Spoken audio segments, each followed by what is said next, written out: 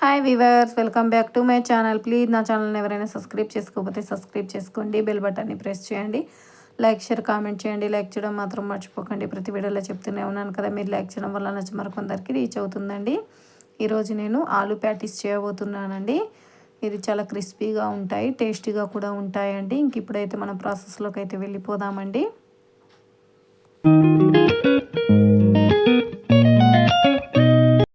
ముందుగా అయితే ఒక కప్పు మైదాని తీసుకోవాలండి.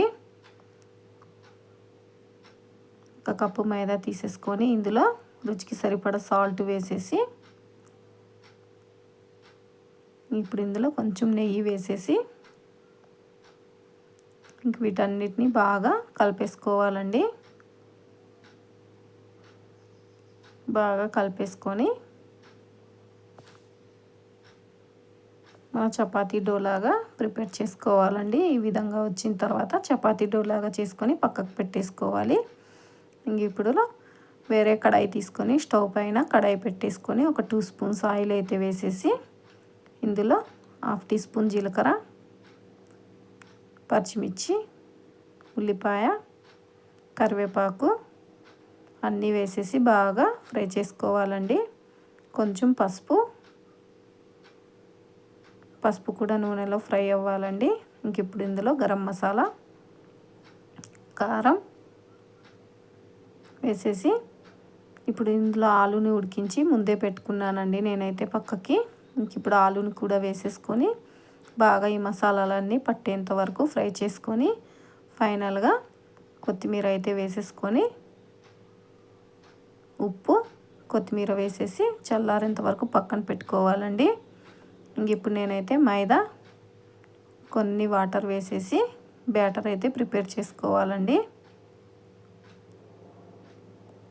నీళ్ళు ఇంకొన్ని వేసేసుకొని ఇంక ఇప్పుడు మన చపాతీని కూడా తీసేసుకోవాలండి. చపాతీని తీసేసుకొని దీన్ని గిన్నె పక్కకు పెట్టేసి ఇంక ఇప్పుడు చపాతీలు చిన్న చిన్న పూరీల్లాగా ఒత్తుకోవాలండి. మనం పూరీలు చేసుకుంటాం కదా, ఆ విధంగా చేసుకోవాలండి. పూరీలాగా చేసేసుకొని దీన్ని స్టవ్ పైన అయితే కొంచెం హైలో పెట్టుకోకుండా సిమ్లో పెట్టేసి వేడి చేయాలండి. అటు ఇటు కాల్చకూడదండి, కొంచెం తేమ పోయేంత వరకు ఉంచితే సరిపోతుంది.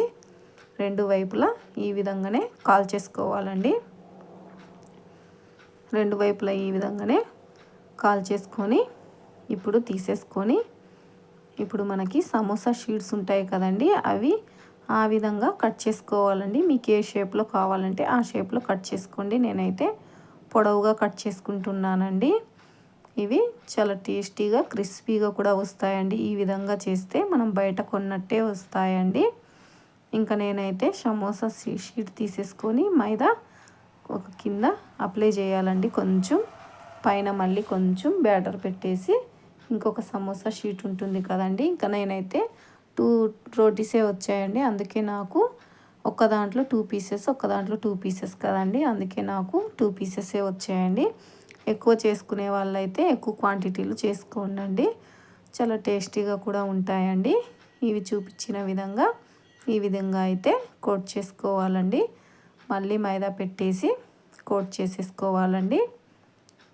ఇవి చాలా టేస్టీగా ఉంటాయి, క్రిస్పీగా కూడా ఉంటాయండి. ఇంకా రెండు వైపులా చూపించిన విధంగా మైదాని 4 వైపులా కోట్ చేసేసుకొని ఫోల్డ్ చేసుకోవాలండి. ఫోల్డ్ చేసేసుకొని